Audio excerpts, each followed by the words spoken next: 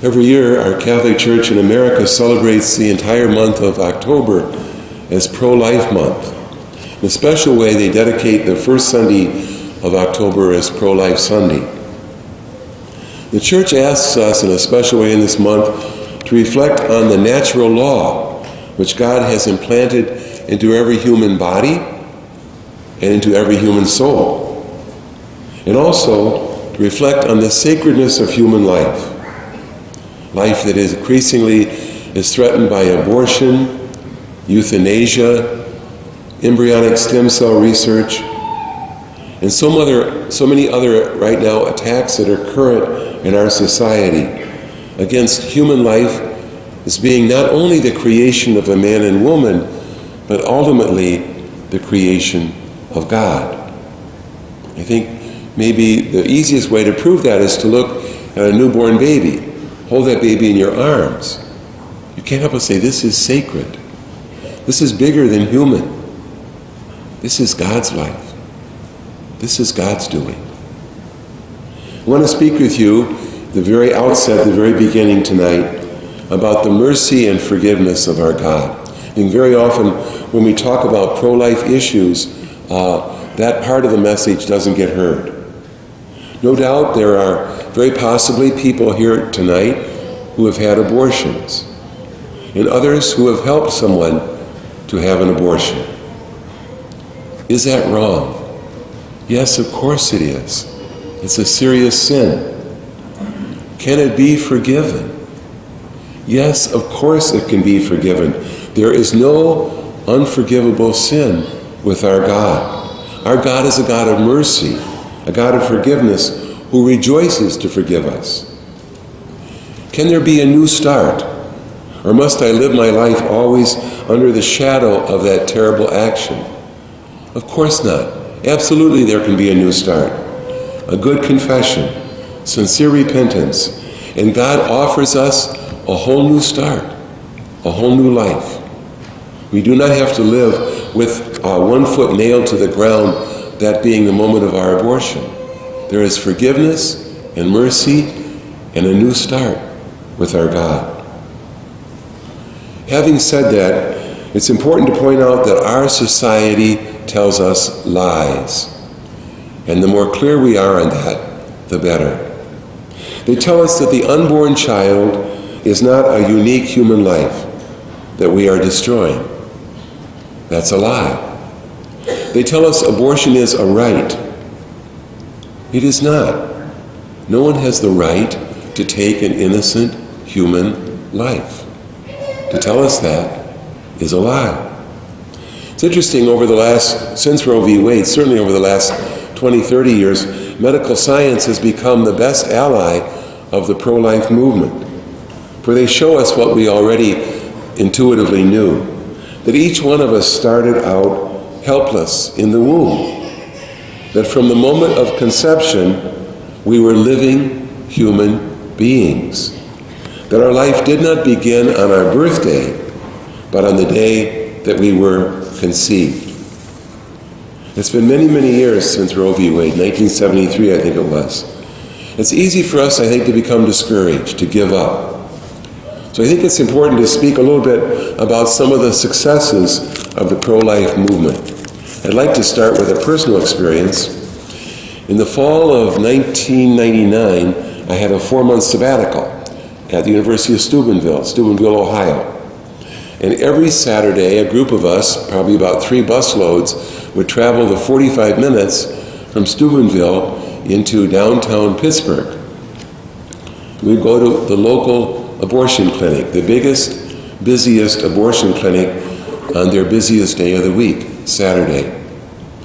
It's one of the most powerful experiences of my life.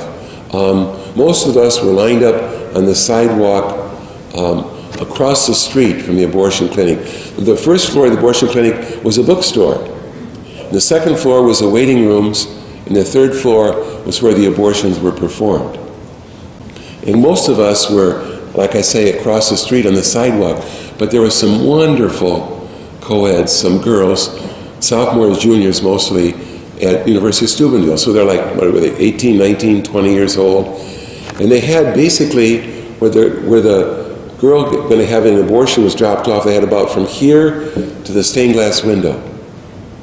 And they would walk with them and talk with them, not browbeat them at all. These beautiful, holy young women would speak with them and ask them not to have the abortion, plead with them. I was there most Saturdays. Over half of the women turned away. Did they come back next week? I don't know. But I have to think that many of them did not. That they were so adverse to what they were doing that really it took just the slightest kind and loving words to get them to turn around. About half went into the bookstore and then up in the second floor. And I'll never forget this. There were blinds, but they weren't drawn. They were open blinds. And a girl would be sitting here, and next to her would be a man. I don't know, it could be her boyfriend or husband or whoever. And many, many of the girls would get up from her chair and turn around and look at us praying across the street. And then the man would put his hand on her shoulder and kind of gently push her down into the chair. And then she'd get up again and look at us. That happened again and again. And I would say maybe a quarter of those women finally walked out, walked downstairs, walked out of the clinic. But it was one of the most raw confrontations of good and evil, of God and Satan, I think that I've ever seen in my life. Just those girls standing up and looking at us, then that guy pushing her down gently, and she's standing up again. I'll never get over it. Now, the good news is, many of those women did not go through with their abortions. There are many, many successes in the pro-life movement. One woman, one baby at a time. And I'm privileged and thrilled to have seen those successes. They're not going to make the newspaper, but they're going on all over our country. Many, many abortion mills have been closed and are closing on a weekly basis all around the nation. In other words, we matter. Our prayers do count. Our actions make a difference. Our words matter tremendously. Don't ever think that they don't. Do not fear to speak up in defense of life. Yes, tolerance is fine. Tolerance is a good thing. But tolerance does not mean ever that we should be silent in the face of evil. That's a false tolerance. We have a pro-life message that is crucial for people to hear. If we don't speak it out, who will? There are so many heroes in the pro-life movement. I want to talk about a couple of them. First of all, the women who give their babies up for adoption and grieve for that child. They are heroes. The parents who are expecting a handicapped child and don't choose to abort that baby, but rather prepare to welcome that child into their family. They are heroes. The one out of every 3 couples who struggle with infertility, who pray for the blessing of a child. They are heroes. The women and men who have gone through the trauma of an abortion and have returned to God and to their faith, and who often share their experiences with others to keep them from the tragedy of abortion. They are heroes. Do you know, many of the women who are leaders in the pro-life movement are women who have had abortions and have experienced that lie, that trauma, that it was going to fix everything, and are now leaders in the pro-life movement in our country. Each one of us can be a pro-life hero. If we speak up for life, for the laws of God, to our country, to our culture, that, as St. John Paul II said, is in so many ways a culture of death. There was a time in our nation's history when black people were not regarded as human beings, as you know. They were regarded as property.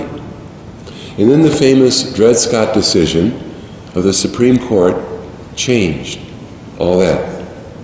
In it, Justice McLean said this: "You may think the black man is chattel, is mere property, but he is a creature made in the image of his Maker. He is open to the laws of God and of man. He's destined to an eternal existence." Those exact words could be said of every single infant in the womb. Hopefully the day will come when it is as obvious to us that those are babies not to be killed as the Dred Scott decision is obvious to us today.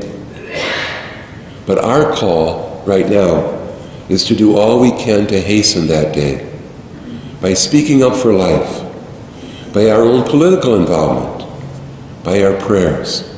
Let us be apostles for life in our world today.